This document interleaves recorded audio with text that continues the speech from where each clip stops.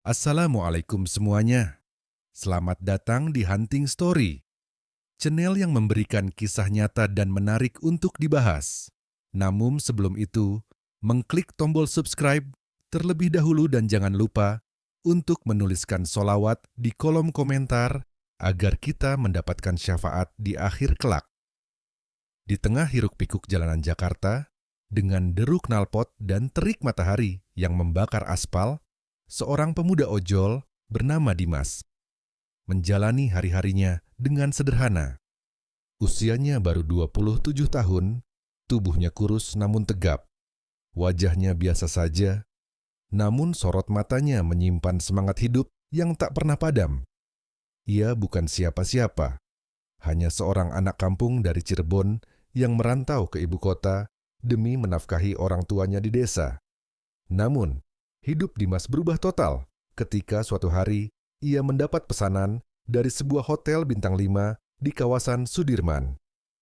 Pelanggannya adalah seorang wanita asing bernama Helga, berusia 60 tahun, berasal dari Jerman. Helga bukan wanita biasa. Ia seorang janda kaya raya yang dulunya bekerja sebagai arkeolog internasional. Sejak pensiun, ia memilih tinggal di Indonesia, terpesona oleh keramah tamahan dan kekayaan budaya negeri ini. Namun jauh di dalam hatinya, Helga menyimpan rasa sepi. Usia tua, harta berlimpah, tapi hati kosong. Ia tidak memiliki anak, dan setelah suaminya meninggal 5 tahun lalu, ia mulai merasa seperti hidup hanya menunggu waktu. Ketika Dimas tiba untuk mengantar makanan pesanannya, Helga membuka pintu. Ia memperhatikan pemuda itu. Senyumnya tulus, sopan, dan suaranya lembut meski kelelahan. Sesuatu di dalam hati Helga bergetar. Bukan nafsu, tapi rasa hangat yang telah lama hilang. Ia mulai memesan makanan lewat aplikasi setiap hari, selalu dari restoran yang sama, dan selalu memilih Dimas sebagai pengantar. Awalnya Dimas curiga. Kenapa bule tua ini suka banget sama gua? Pikirnya. Tapi Helga tidak pernah bersikap kurang ajar. Ia hanya ramah dan murah hati. Memberi tip besar. Kadang mengajak ngobrol sebentar, menanyakan kabar, memberi air dingin. Hingga pada suatu malam, Helga bicara terus terang. Dimas, katanya dalam bahasa Indonesia yang cukup lancar. Aku tahu ini mungkin aneh, tapi aku suka kamu. Bukan karena tampangmu, tapi karena kamu baik. Kamu mengingatkanku pada suamiku dulu, sederhana dan tulus. Dimas terdiam. Jantungnya berdetak kencang. Ini bukan hal yang biasa.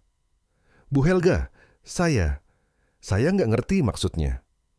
Aku ingin dekat denganmu, tidak untuk bermain-main. Aku ingin membantumu. Aku tahu hidupmu sulit. Aku bisa bayar kamu 100 juta, tapi bukan untuk hal kotor.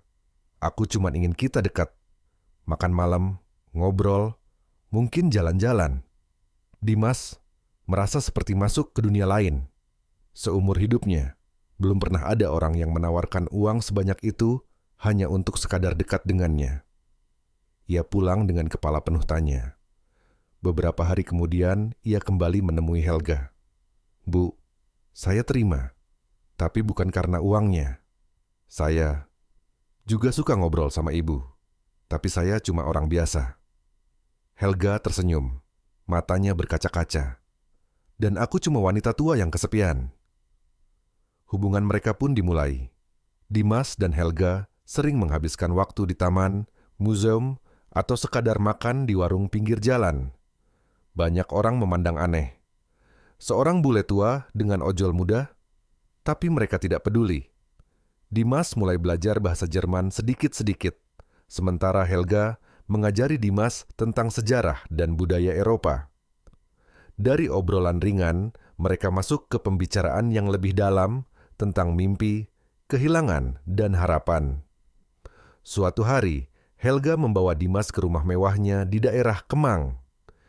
Ia menunjukkan foto-foto masa mudanya, piala-piala penghargaan, dan surat cinta dari almarhum suaminya.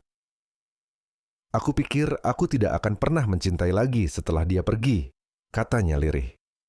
Tapi sekarang aku tahu, cinta bisa datang dalam bentuk yang tak terduga.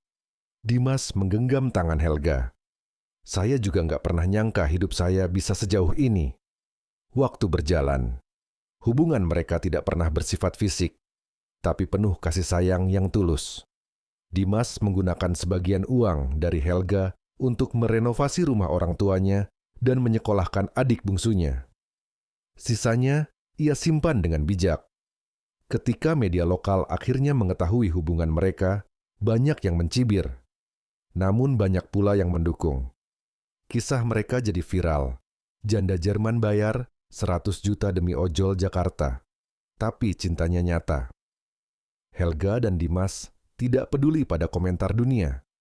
Mereka tahu apa yang mereka miliki bukan transaksi, tapi ikatan yang lahir dari hati yang saling mengisi.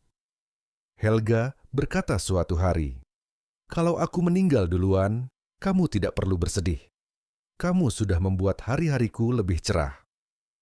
Dimas menjawab dengan mata berkaca, "Dan ibu telah membuat hidup saya lebih berarti." 3 bulan telah berlalu sejak Dimas menerima tawaran mengejutkan dari Helga.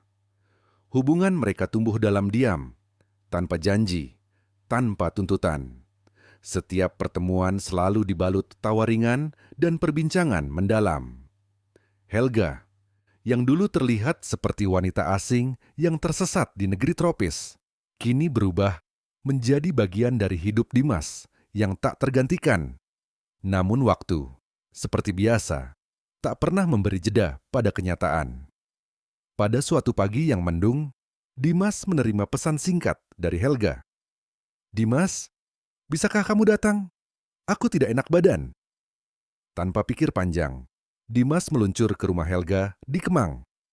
Setibanya di sana, ia terkejut melihat tubuh Helga, yang dulu selalu ceria dan energik, kini terbaring lemah di ranjang. Wajahnya pucat, napasnya berat. "Bu, ibu kenapa?" "Harus ke rumah sakit," kata Dimas panik. Helga tersenyum tipis. "Aku sudah tahu tubuhku. Kanker hati, stadium akhir. Aku sembunyikan karena tak mau kamu khawatir." Dimas terdiam, matanya merah. Ia merasa seperti bumi runtuh di bawah kakinya. "Aku ingin menghabiskan hari-hari terakhirku bersamamu. Kalau kamu masih mau," ujar Helga lirih. Sejak hari itu Dimas tinggal di rumah Helga. Ia berhenti narik ojol untuk sementara. Ia merawat Helga sepenuh hati, memberinya makan, mengelap keningnya saat demam, membacakan buku-buku lama koleksi Helga. Mereka tak lagi bicara tentang usia, uang, atau masa depan. Yang mereka punya hanyalah waktu, dan mereka menjalaninya dengan sepenuh jiwa. Pada malam tertentu, Helga meminta Dimas duduk di sampingnya, menggenggam tangannya erat. "Dimas, dengarkan aku baik-baik. Aku sudah siapkan semuanya di surat wasiatku. Rumah ini, tabunganku, koleksi bukuku, semua akan jadi milikmu setelah aku tiada." "Bu, jangan ngomong kayak gitu. Saya nggak butuh itu semua. Saya cuma mau ibu sehat," ucap Dimas dengan suara bergetar. Helga menggeleng pelan. "Dimas, kamu sudah memberikan sesuatu yang lebih dari semua hartaku. Kamu memberi aku hidup kembali, walau hanya sebentar." Hari berganti minggu. Helga semakin lemah. Suatu sore, saat matahari tenggelam perlahan di balik jendela, Helga mengembuskan napas terakhirnya. Dengan tangan Dimas masih menggenggam erat jemarinya. Kabar meninggalnya Helga menggemparkan media. Banyak yang berspekulasi, mencibir, dan tidak percaya bahwa wanita Jerman kaya itu benar-benar jatuh cinta pada seorang ojol biasa. Tapi surat wasiat Helga membungkam semua suara sumbang. Dimas resmi mewarisi seluruh kekayaan Helga. Rumah di Kemang, tabungan bank, dan koleksi seni langka. Namun ia tidak berubah. Ia tidak lantas hidup mewah. Ia menolak undangan wawancara, menutup akun media sosial, dan memilih hidup tenang. Ia menyumbangkan sebagian harta Helga ke yayasan kanker dan panti asuhan. Rumah mewah di Kemang ia ubah menjadi perpustakaan umum dan pusat seni budaya. diberi nama Rumah Helga. Namun di tengah semua itu, Dimas tetap merindukan Helga. Setiap malam, ia duduk di kursi taman belakang rumah yang kini jadi taman memorial. Di sana, di bawah pohon besar tempat mereka biasa duduk, ia menyalakan lilin kecil dan menatap langit. Saya nggak tahu apa ibu bisa dengar, tapi saya janji, semua ini akan saya rawat baik-baik. Saya akan terus hidup, bukan untuk kaya, tapi untuk berarti, seperti ibu ajarkan. Waktu terus berjalan. 5 tahun kemudian, Dimas dikenal sebagai tokoh inspiratif. Bukan karena kekayaannya, tapi karena kesetiaannya menjaga warisan cinta yang tak biasa. Ia membuka beasiswa untuk anak-anak dari keluarga ojol, menggelar pameran seni, dan tetap mengantar paket sesekali. Bukan karena perlu, tapi karena ia rindu masa-masa sederhana. Suatu hari, seorang gadis kecil di acara peluncuran buku mengenalnya dan bertanya polos, "Om Dimas, apa Helga itu cinta sejati Om?" Dimas tersenyum, matanya menerawang. Dia bukan hanya cinta sejati, dia rumah. 7 tahun telah berlalu sejak Helga menghembuskan napas terakhirnya di pelukan Dimas. Banyak hal telah berubah, tapi satu yang tetap. Kenangan itu tidak pernah pudar. Rumah Helga kini telah menjadi pusat budaya yang ramai dikunjungi orang. Ruang tamunya diubah menjadi galeri seni, tempat foto-foto Helga bersama arkeolog dunia terpajang, berdampingan dengan potret sederhana Helga dan Dimas, duduk di bangku taman. Banyak yang datang bukan hanya untuk belajar tentang sejarah dan seni, tapi juga untuk merasakan secuil kisah cinta yang sempat mekar di antara dua jiwa tak biasa. Namun, tak semua lembar cerita telah terbuka. Suatu pagi, Dimas menerima surat dari Jerman. Bukan email, tapi surat fisik, ditulis tangan, dengan stempel tua dari Berlin. Tangannya gemetar saat membuka amplop itu. Libert, Dimas. Surat itu berasal dari sepupu jauh Helga, seorang wanita bernama Martha, yang baru saja menemukan dokumen lama milik Helga ketika merapikan rumah keluarga mereka di Hamburg. Di dalamnya terdapat buku harian Helga. Seluruh isinya ditulis selama masa ia tinggal di Indonesia. Di halaman pertama tertulis, "Untuk Dimas, jika kau membaca ini suatu hari nanti, berarti waktu telah membawamu pada bagian terakhir dari kisah kita." Dimas membaca dengan perlahan, setiap kalimat seperti bisikan dari masa lalu. Helga menulis semuanya. Pertemuan mereka, kekaguman yang tumbuh, malam-malam sunyi yang terisi oleh tawa, dan rasa takut akan kehilangan yang tak pernah ia tunjukkan. Namun di akhir buku harian itu, ada satu paragraf yang membuat dada Dimas sesak.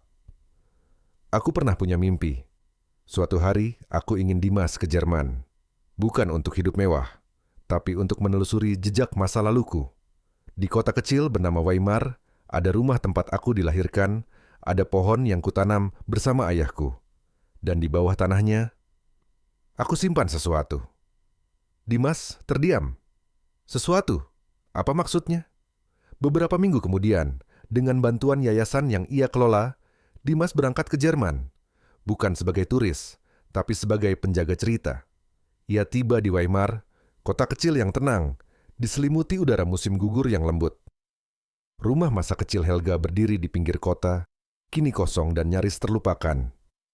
Dengan petunjuk dari catatan Helga, Dimas menggali di halaman belakang, tepat di bawah pohon tua yang masih kokoh berdiri.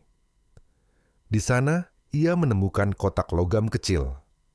Di dalamnya, ada secarik kain dengan bordir halus bertuliskan "Liebe stirbt nie", cinta tidak pernah mati.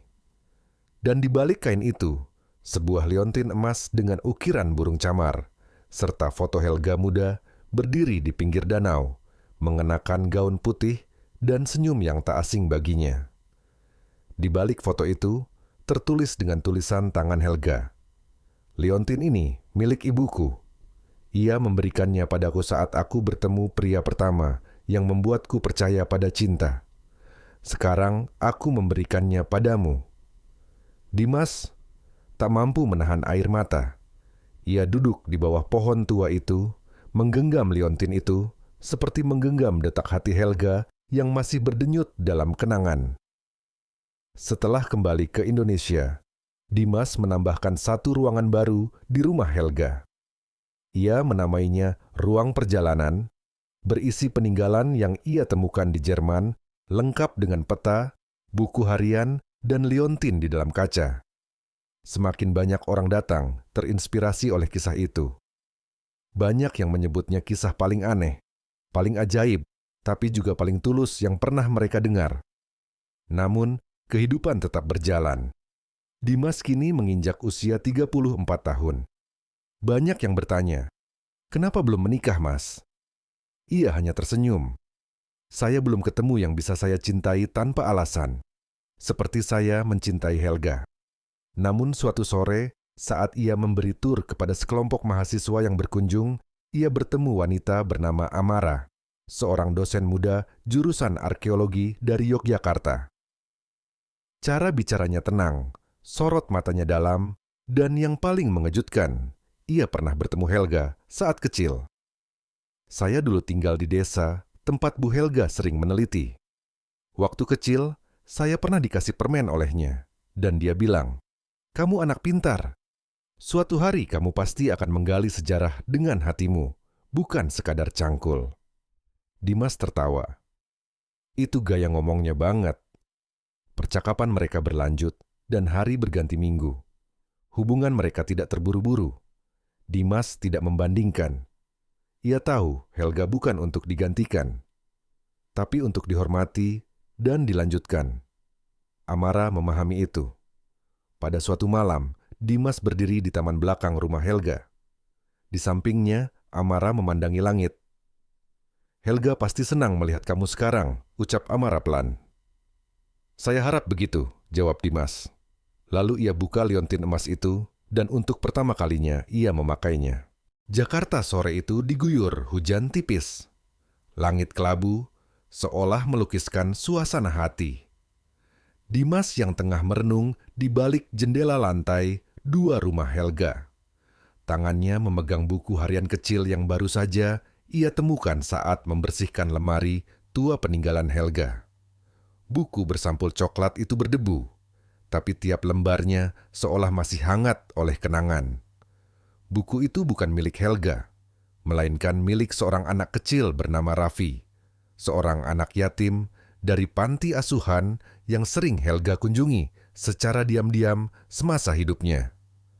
Dimas membacanya perlahan, menemukan banyak coretan polos tentang mimpinya menjadi pelukis, tentang sosok Oma Bule baik hati yang datang setiap bulan membawa kue dan cat air.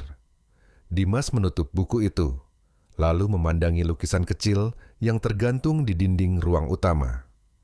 Sebuah gambar sederhana. Seorang wanita tua tersenyum sambil duduk di taman bersama anak-anak. Latar belakangnya langit jingga. Di pojok bawah lukisan itu tertulis, "Untuk Oma Helga dari Raffi."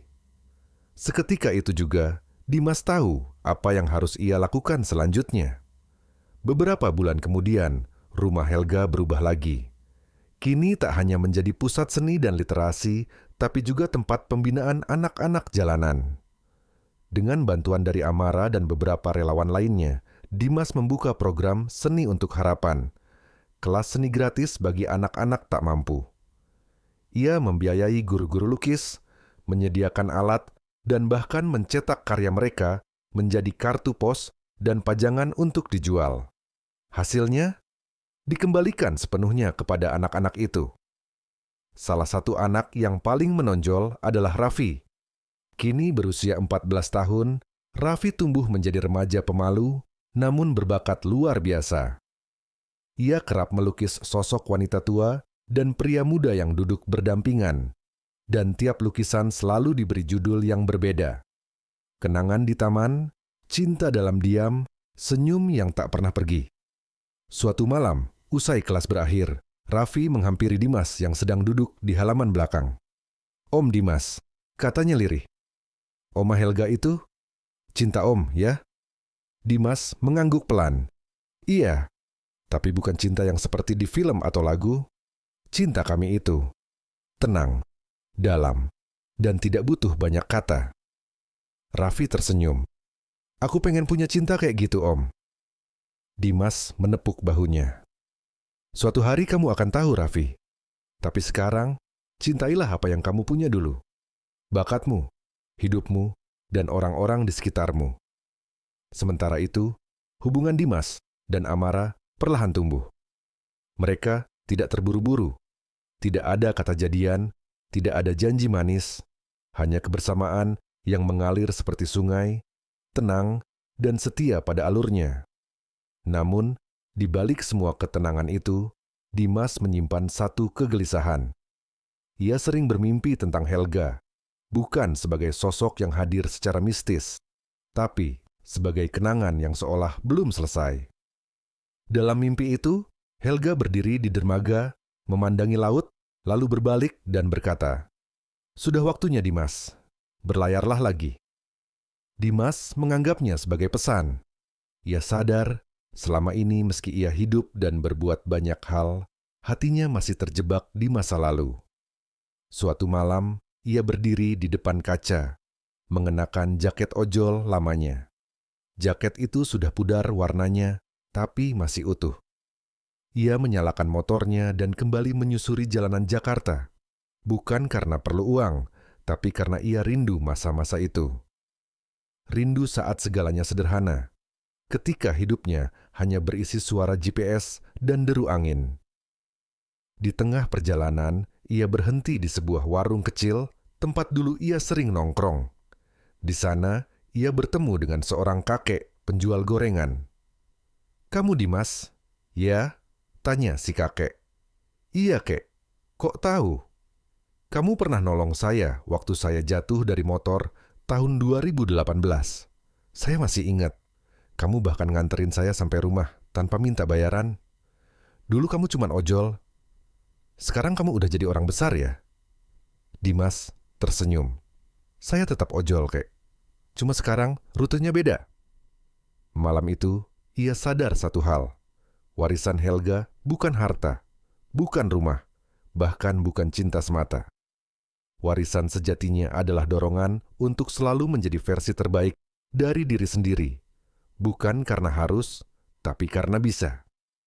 Beberapa bulan kemudian, Dimas menggelar pameran besar bertajuk Cinta yang Tinggal, kumpulan karya seni dari anak-anak jalanan, dipamerkan di galeri seni prestisius di Jakarta. Salah satu lukisan utama karya Raffi berjudul Wajah Terakhir Helga. Lukisan itu menggambarkan sosok wanita tua duduk di kursi taman, dikelilingi bunga-bunga, menatap ke arah langit. Di depannya, sosok pria muda menggenggam liontin emas. Pengunjung yang melihat, banyak yang menangis. Bukan karena kisah sedih, tapi karena harapan yang terasa nyata dari tiap guratan kuas. Dan pada akhirnya, di sebuah sore yang tenang, Dimas berdiri di balkon rumah. Di sampingnya, Amara memegang secangkir teh. Di dalam rumah, anak-anak sedang melukis, tertawa, bermain gitar. Kalau Oma Helga masih hidup, kata Amara, kira-kira apa yang akan dia katakan melihat semua ini?